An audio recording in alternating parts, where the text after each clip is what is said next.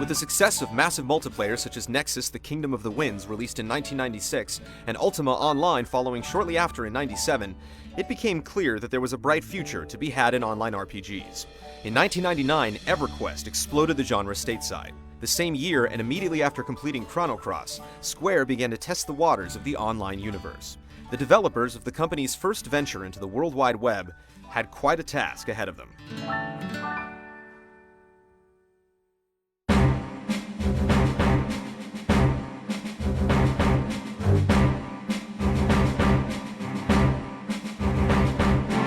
Final Fantasy XI went into public beta testing in Japan in August 2001, only months after the release of Final Fantasy X.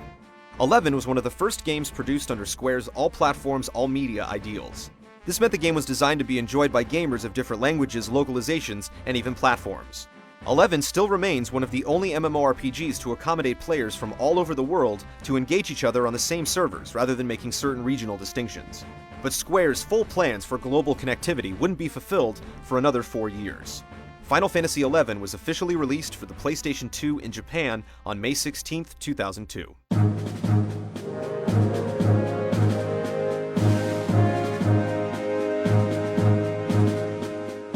The project was directed by Koichi Ishii, known for his work with Chocobos throughout the series, and produced by Hiromichi Tanaka.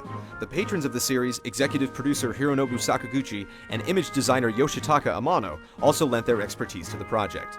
Nobuyoshi Mihara joined the team as a lead character designer, and Kumi Tanioka and Noishi Mizuta assisted Nobuo Uematsu with the massive score. Mizuta ultimately composed the music for the expansion packs that followed.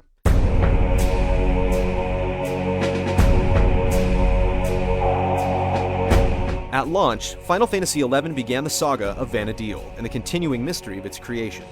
Long ago, saddened by the vanity of an ancient people known as the Zilart, the goddess Altana cried 5 tears, which bore unique races that would eventually form the backbones of 3 mighty nations. Without warning, a being known as the Shadow Lord released hordes of evil forces against the territories from his obsidian throne in Zarkabard. Each struggled with their own battles until the Archduke of Juno, a fledgling metropolis, united the nations under one banner, and eventually the Shadow Lord was subjugated.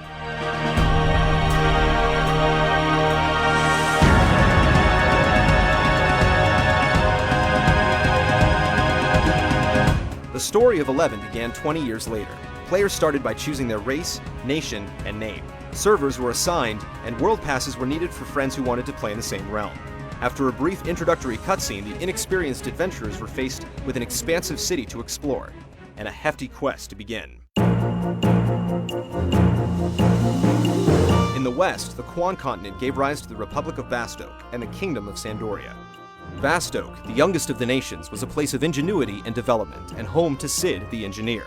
Carved into the mountains of Gustaberg and nestled against a southern shore, Bastok relied on invention to battle the elements.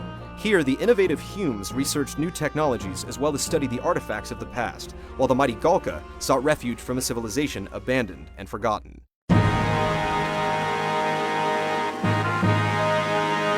To the north, in the forests of Ronfar, the ancient kingdom of Sandoria stood as a testament of time.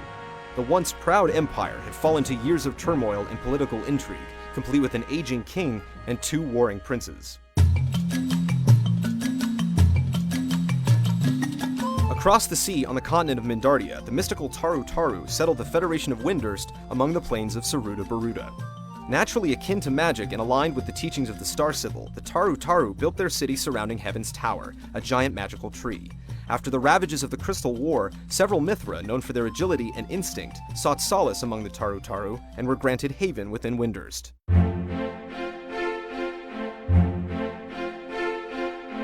Connecting the continents in the midst of a massive span of bridges sat the Grand Duchy of Juno. This once meager fishing village was lifted from obscurity by the Archduke Camlino and his advanced technology. The spiraling city was a focal point for adventurers and provided air travel to the major nations.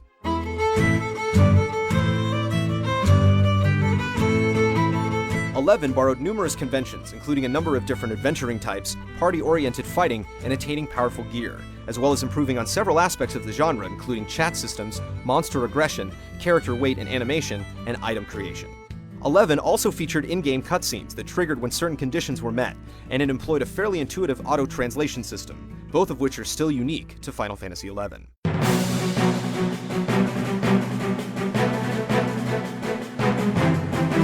order to see the wilds of Vana'diel, players were once again called upon to master various jobs. 11 is one of the first MMORPGs to allow players to completely change their online professions, while maintaining previously earned experience.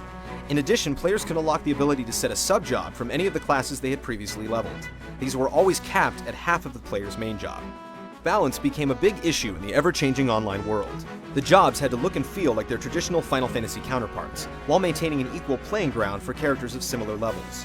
As a result, some received a noticeable shift in power. Classic jobs or abilities were incorporated into other jobs due to their specificity or limitations, as well as trying to make 50+ levels worth of time playing that job interesting, such as a red mage's ability to enchant weapons and cast spells traditionally dubbed time magic. At the start of their adventures, players could choose from the 6 Final Fantasy basics, each easily filling an MMO niche. Warriors served as solid tanks, monks brawled with the enemy face to face, thieves maneuvered themselves for expert damage, white mages were naturally adept healers, black mages blasted the enemy from range, and red mages were their usual jacks of all trade. After accruing experience, players had the option to undergo another Final Fantasy tradition, searching for new jobs. After seeking out a specific NPC and performing any number of tasks, level 30 players could follow the paths of the Paladin, Summoner, Dark Knight, Bard, Ranger, or Beastmaster.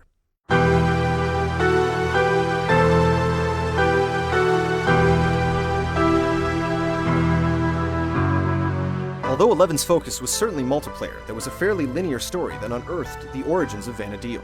Each nation had its own set of missions and its own point of view of the beginnings of the main story, which told of the treachery of the Beastmen as they attempted to call forth the Shadow Lord within their respective strongholds. Completing these missions increased the player's rank and bestowed certain privileges, such as the ability to ride an airship. While gathering experience, players could also participate in Conquest, which earned glory for their nation and presents for their packs. Players could rise to level 50, and a number of important quests were hinged on level requirements. At 18, you could acquire your sub-job, at 20, attempt to tame a chocobo, and at 30, start hunting for extra jobs. While chocobos served their usual purpose of easing the cross-continent strain, friendly Moogles were given the important duty of keeping track of your online affairs, including switching jobs, managing your inventory, and furnishing your own online abode, which could be decorated with furniture and various objects. In addition to Final Fantasy XI passing over the Pacific, Vana'diel's borders were first expanded in 2003.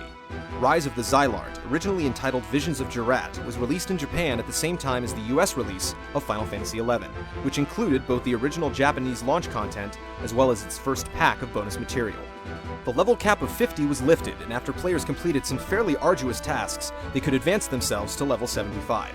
Rank was also increased from 6 to 10, and players could now complete the sagas of their various nations, which required them to trek through many of the new regions.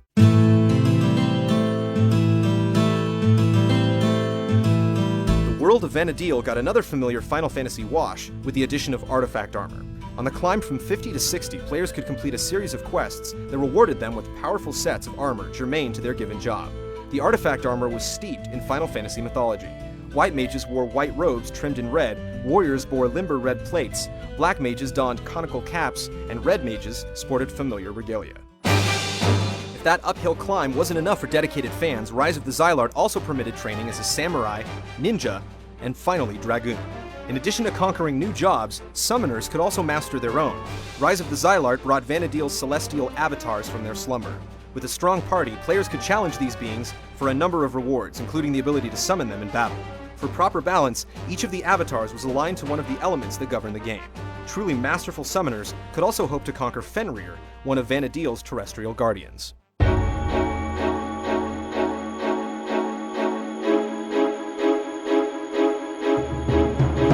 The world of Vana'diel nearly doubled with the additions of Zepwell and Elshamo Islands. Players could also visit the tropical Mithra homeland Kazam, as well as the ravaged Galka capital and the pirate haven Norg, where another Final Fantasy all-star dwelled.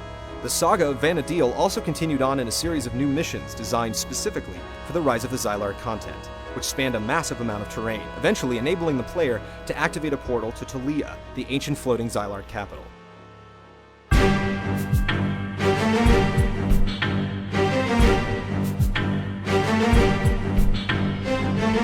In 2004, the world grew again with the release of the second expansion, Chains of Promathia, in the US and Europe. Chains of Promathia began an intense and complicated series of missions that started tying up many of the mysteries put forth up to that point. It told the story of a Tabnazian girl named Preesh, a dark and sinister young boy, a gathering emptiness, and a long-forgotten prophecy foretelling the coming of the Twilight god Promathia.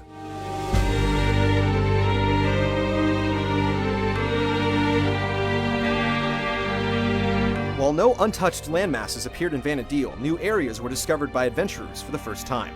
These included many that were accessible by everyone, and after the completion of certain missions, they could attempt to visit the ransacked countryside of Tabnazia, seek refuge in the survivor's safehold, explore the destruction at Cape Revern, and eventually open the gateway to the celestial capital Altayu.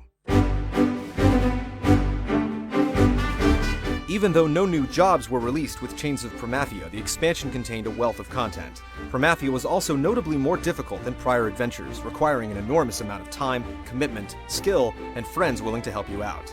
The payoff was well worth the effort, as Promathia rewarded players with new exclusive areas to explore and plenty of plot puzzles to solve.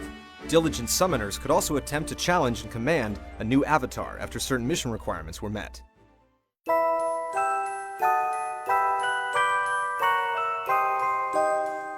Square finally fulfilled its original promise of all platforms, all media in 2006 with the release of the third expansion pack, Treasures of Aht Urhgan.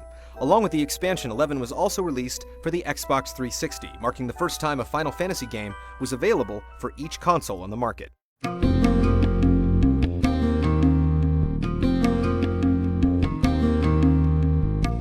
The expansion opened up the waters to the Eastern Empire of Aht Urhgan, a land even more shrouded in secrets than Vana'diel.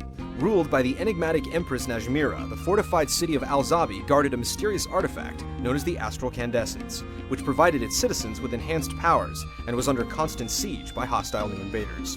Aht Urhgan also provided new jobs to master with the addition of the eagerly awaited Blue Mage and newcomers Corsair and Puppet Master.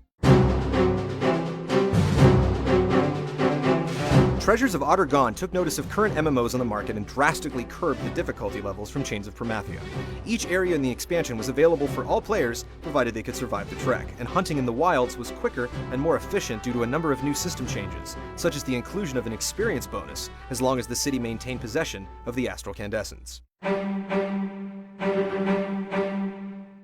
Since then, a number of small content additions were added that are not technically part of any expansion. These included raiding the Dream Realm of Dynamis, certain seasonal events, and PvP excursions like Ballista. Treasures of Aht Urhgan added a number of other games and events that focused more on teamwork, such as Besieged, Assault, and Salvage.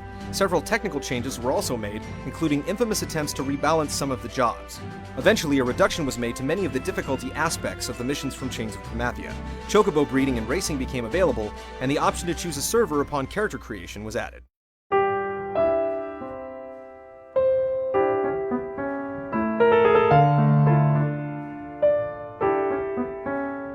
As it stands today, the community of Final Fantasy XI is over 4 million strong, with hundreds of thousands of adventurers heading online every day. Starting in 2004, Square sponsored an annual fan festival where players could leave their virtual selves behind and greet their online allies in person. The events following have included live multiplayer challenges, cosplay contests, concerts from the Star Onions, a band starring 2 of the composers from the game, and sneak peeks at upcoming expansions.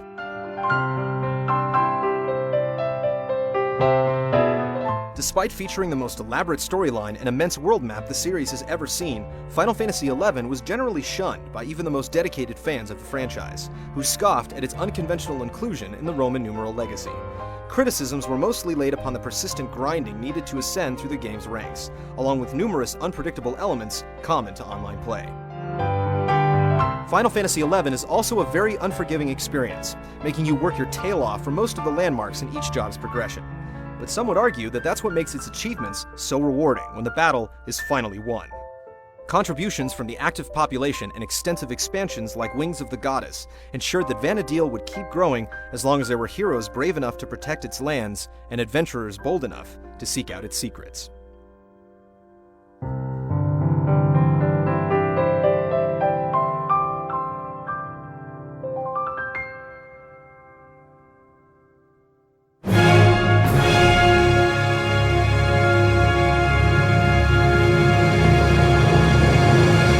Join us next week as we make a pilgrimage to the plains of Ivalice, a world epic enough to cross over 4 entire games.